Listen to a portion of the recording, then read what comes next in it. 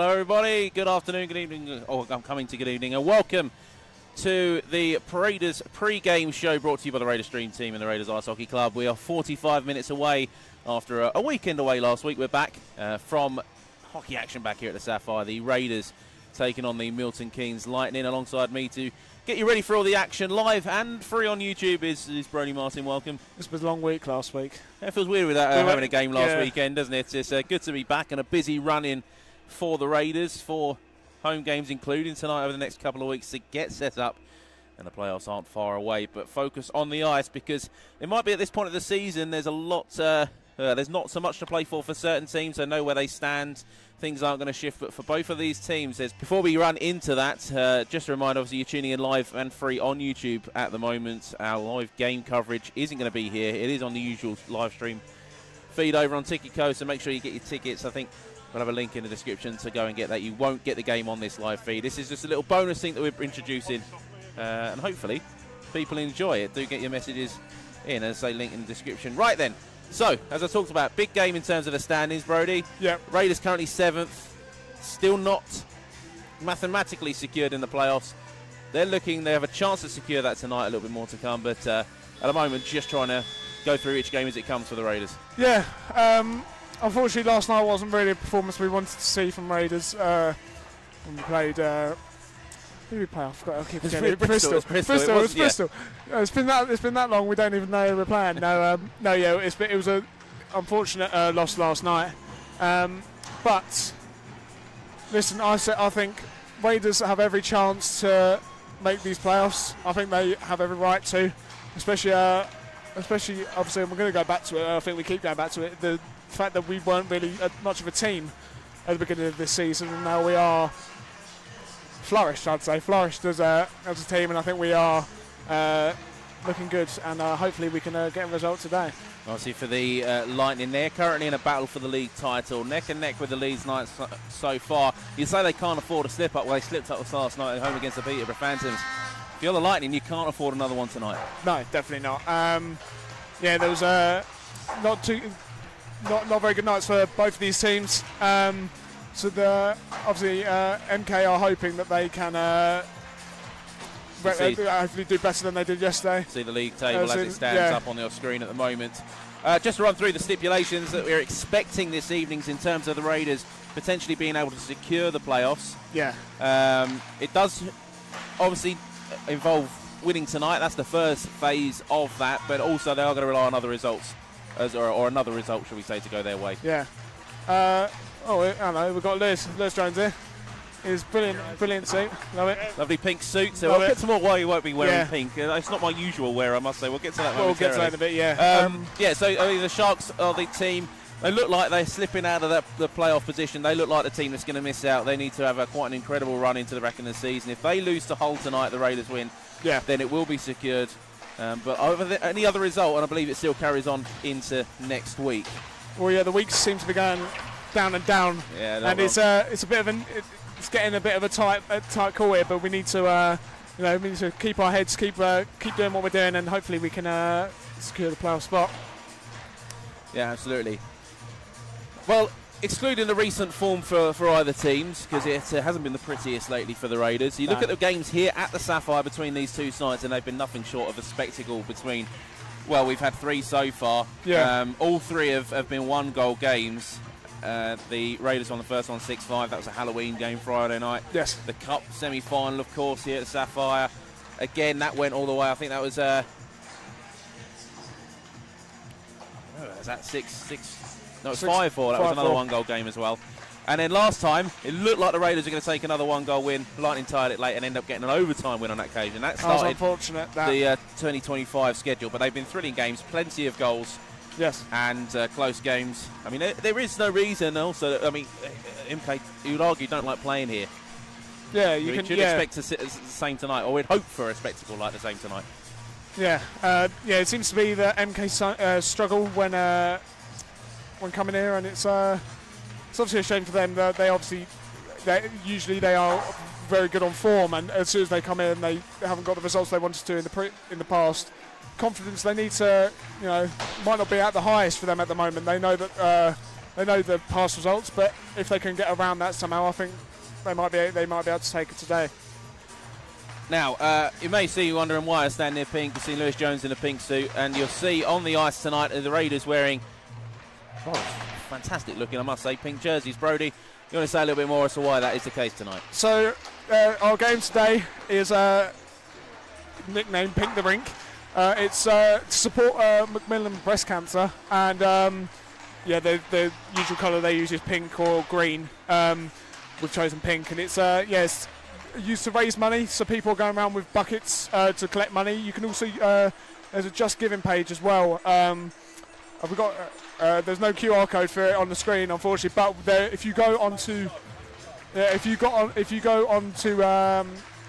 believe it is if you're a Romford fan, if you go onto the Gold and Blue Army, there should be something up there about the Just Giving page that you can donate some money. And also, a few of the players out there tonight have dedicated their jerseys to people in their family that they've either got breast cancer or have unfortunately lost to breast cancer. But it's a brilliant thing. I think it's a great way to make money, and it's a great way to raise money, especially for Macmillan breast cancer. Obviously, a wonderful cause. It's something that affects, everybody in one way or another. And let's see if that makes it a special evening tonight. It's been a while since I think they've done a Pink the Rink. If I remember, just going back to it's quite common. Quite common in Canada and America usually. Yeah, I was told. So I think we last did a Pink the Rink game, and it must have been nearly a decade ago about then. This was at Lee Valley when the London Raiders. They're coming back this year, which is brilliant, because I think it's a brilliant cause to support, and it's it's lovely to see everyone. You've got lots of people in pink. It's very pink today. It's including MK. MK have even got some stuff over there. Yeah, they come with them. Cause I think they had a pink jersey as well. They had pink jerseys. So they had pink jerseys for the season. So and playoffs as well. So I'll come and warn those. Yeah, as I say, hopefully I say for the Raiders, a bit of an omen maybe. It was a long time ago, but I think in that game they were complete underdogs. It was a similar sort of level of opposition where they are in the league, and the Raiders where they were in the league back then, and they come out and I think they beat the Invicta Dynamos 10-1 or something. Some ridiculous scoreline. So maybe some of that omen for the Raiders that play well in pink, but we'll see. Anyway, right, so we'll move on then. We're going to talk you through your team lineups for this evening, because there is some big news that have come out even more recently or even before the weekend surrounding both teams. Yep. We'll start with the Milton Keynes Lightning, which I expected, as we understand so far anyway, to line up as follows. They'll have Netmine in tandem with Jordan Headley and Will Curlin. You've got Archie Salisbury, Jordan Spadafor, Toms Rutkiss, Callum Field, Dylan Lawrence, James Griffin, Max Stewart, Corey McEwen, Carter Hamill, Ed Naggs, Tim Wallace. Did he set a service suspension last night? I'm not too sure. I'm not sure. I guess I'll look into that actually. Either way, I think he's down tonight. Ross Venus, Harry Gulliver, Sean Norris, Rio Grinnell Park, Jordan County, and Ben Solder. Not icing, as we understand this evening, Patrick Forsberg, who has came into the Lightning sort of midway through the season, has proven to be quite a big pickup for them. He's missing. But also, no Martin sisters who are on that. Is gone. Left the club. I'm not sure why. I don't know if you have a reason why, but it's announced as personal reasons. Obviously, there's no room for any movement now in terms of signing new players. So we've for a player to leave, longer, that basically rules him out of playing for the rest of the season. So you have to understand there's probably obviously a reason for that, but there's no doubt he's been quite a significant player pick-up for them this season. Yeah. 21 goals, 21 assists in his time with MK. Yeah. Knows how to score against the Raiders as well as a couple this year. Yeah, right, do you want to go through the Raiders lineup? Go on, there you go. Hand you the right, thing. So we've got Tyler Nixon, Joe Tomlin, Sebastian Moore, Brandon Aliff, Tom Ralph, Elliot Dewey, your captain for this evening, Jack Cooper, Marco Pascal, no George Norcliffe, Luke Pascal, Megas Canis, Harvey Briggs, Reed Morrison, Jake Sylvester, Owen Ryder is our starting netminder for this evening. You've also then got, backing him up on the bench is Dylan Phillips. Unfortunately, I can't really tell you much about him. I don't really know. I've been told a few things, but I probably shouldn't say it on here. No. And then we've got, so that means there's no Ethan James, no Ashley Jackson. You've got Christian Moore, Sebastian? Sean Barry. Number 83, Adam Leishram. No Tommy Huggett, and no Andrew Schufelt, who has fractured his finger as far as I know. He took a slap shot to it, which is unfortunate. and then Sean Miller and TJ Anderson finished the Raiders lineup. So yeah, it's there's quite a few people absent in the Raiders lineup today, but we've then also got the introduction of the two-ways and a couple Bucks players as well. You got a few of those Moore brothers available, and then so Luca Pascal in the lineup, Harvey Briggs. Excuse me. Yeah, obviously Ethan James. Owen Ryder played in Bristol last night. Yes. James did have a brief stint in goal midway through when it started going a bit south, and it was pulled again after heading into the third. So I believe it's got something to do with his groin. Yeah, I know there was an injury picked up. I don't know if it was last night or it was just tried to play on it last night. It didn't work, but he is not icing tonight. So now I say Dylan Phillips a backup. So Owen Ryder will start in net. It's been a tough time defensively, no doubt, for the Raiders. Yeah. Just need to get around him tonight. And obviously Andrew Schufelt as well, who is missing. Obviously the Raiders have got 4 imports in the books. Yes. And they do have that option, so they still ice with 3 tonight, but Schufelt a massive loss, and he's found big goals at big time against the Milton Keynes Lightning, and I'm sure they'll be happy not to see him tonight. I did pop down and have a quick word with Andrew, if we have the little clip, and we'll just see that now. It's just see how he is. So Andrew, thanks for taking the time to talk to us. First of all, not icing this weekend. Everything okay with you? Yeah, everything's all good. Just kind of day-to-day with a little bit of an injury, but I should be back next weekend for the strength. And tonight's game against the Milton Keynes Lightning, always been exciting games here at the Sapphire. For you, for the team, they'd like to take the opportunity tonight to qualify and take the weight off the shoulders of qualifying for the playoffs, but the Lightning are in a title race in the league as well. What are we going to expect tonight? Yeah, I think it's going to be another big game between these two teams. We've had great rivalry with them all season long, and I don't expect anything different tonight. Like you said, they're in a push for first place, and we obviously want to solidify our place in the playoffs here. So I think both teams are going to compete tonight. So obviously Sean Miller back in the lineup. He's missed the past 2 weekends. Now, that was an injury that I think there was concern about, wasn't there? There was concern that he was going to be out for a lot longer. Yeah, absolutely. He's done a bit of an Ovechkin recovery session, I believe. So come back a couple of weeks in advance, and is I believe was he on the score sheet last night, or was he got an assist? Got an assist. So he's still looking like all right. So the thing is, I don't think, and it gets to that point of the season, isn't it, where I don't think anyone you could say is 100% fit. No. The amount of games you play in a year, your tape knocks, it's a physical game. A lot of time people play through stuff. I don't entirely think either of the imports, even the 3 that are playing, are 100%. Obviously, Lasham's come back from long layoff. I'm not sure he's great. Reed Morrison took that shot in the cup final a few weeks ago. I don't think he's 100%. And I don't think Miller is either, to be fair. I think he played third line last night. The lines were shuffled around. I don't know how much ice time he got. I don't know what they're planning on doing this evening.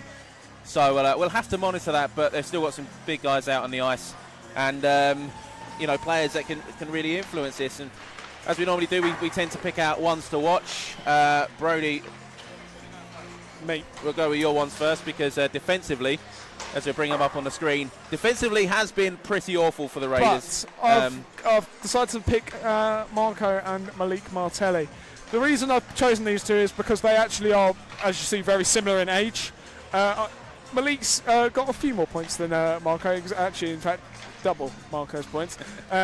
But yeah, I think both of them have been good defenders. Marco's very much improved from the beginning of the season till now, and obviously Malik Martelli is a big name in the league. He's a big defender that turns heads, and he's definitely he's a big name. And I think them two are definitely going to be ones to watch this evening. Yeah, absolutely. And Martelli, I think, got the Lightning's only goal yesterday. He can score goals. And generate points as well. I think he's got a 3-game point streak. Marco has been very, very good as of late. I just want to say, defensively, somebody needs to step up for the Raiders. Marco, potentially the guy to do that. Not stats they really want to hear me say. The Raiders have given up 41 goals in the last 6 games, averaging nearly 7 goals against the game. And in 18 games this season, by the way, have conceded over 100 goals, 102 to be exact. Averaging 5.66 goals against per game. And even add to that, 17 out of 18, this is league games, although it could apply to the cup as well. 17 out of 18 league games in 2025, they conceded 4+. So we'll go on to your ones, Matt. I'll go with the forward lines. Yeah, you've gone for the forwards. It seems to be, for me anyway, I'd say it's a fairly straightforward pick for me for the Raiders this evening. Jake Sylvester. I talked about him a lot on the commentary and various bits about how he has, for his standards of the numbers he's put up in previous seasons, he's been well under those numbers. But but lately he's suddenly found the back of the net and finding the back of the net style. Hat-trick, I believe, in the game a couple of weeks ago against the Phantoms in that ridiculous game. Scored last night as well. Goal last night. In fact, he's on a 5-game goal streak. He's scored 10 goals in the last 5 games. He's doubling it all the time. And he is now just a couple of goals behind. Is it Sean Miller? I think Sean Miller, yeah. For the team lead. I think you got Miller on 37, Schufelt on 36, and Sylvester on 35. Number 2. For the Lightning, I just sort of picked Sean Norris, who came into the Lightning late through the season to start, I think, at the Guildford Flames up in the Elite League, didn't he? So in the brackets, I think, is his contributions there, a couple of points. Signed by the Lightning midway through the season. Has proven to be quite a useful pickup. 17 goals in 26 games since signing, and he also came up big with an overtime winning goal back here on January the 3rd to beat the Raiders. So that's my pick. I think Jake Sylvester is the guy. And to be fair, you talk about that second line. They stepped up to be that first line tonight, and I'm talking Sylvester, Anderson, and Morrison. They stepped up to be the first line last night. In periods where the top line's been shaken up, Miller, Schufelt have sort of been out, not had both of them available. That second line's had to step up, and they have been lately. Well, second line is always sometimes more important than the first. I know a few teams that play bigger names on the second line, and it's a good thing, because then you've got if your first line end up conceding and you go out with the second line, you can trust that they are going to do something good, and they're going to do something that they need. It's a brilliant. The second line for Raiders, I think, is just as good as the first, and in some aspects even better. So I think, definitely. Definitely. Well, look, let's just say it's no secret the Raiders have always had very strong offensive players, and they know how to score goals. In fact, despite being the run that they're on, they're still scoring plenty of goals. They got 5 last night in Bristol, despite obviously conceding a 9. They got 6 up in Leeds last week, despite losing that game as well. 9 against the Phantoms here. They've been scoring goals. Offence isn't the problem, and you look at that and think they're still waiting for everything to line up. On the playoff time, the Raiders are expecting everything to line up. The lines and players out there that they want. It's all going to be down on that defensive side. What are you seeing? What do you think that they can do? Well, I need to maybe adjust if there's anything you picked out. What, the defence? Defensively. Defensively. I think one of our issues is marking players.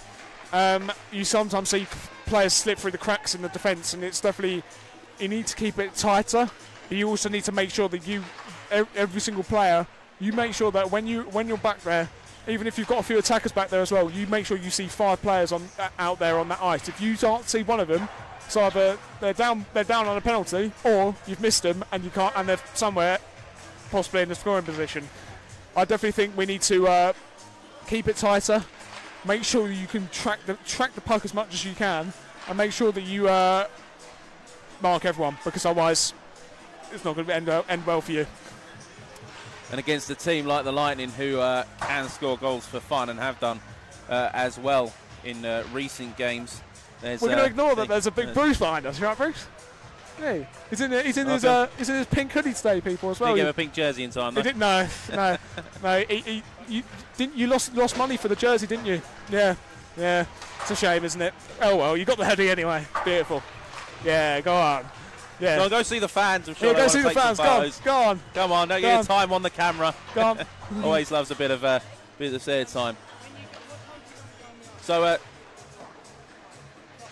so we've got a couple of minutes, so we're going to start sort of wrapping up as we transition. We're going to head over to the game time momentarily. Just again a reminder to you that obviously we end our coverage here shortly. We're just doing this bonus as a free. Drop a comment at Radio or on our social media, which will flash up throughout the game if you're watching the game. Let us know what you think of this.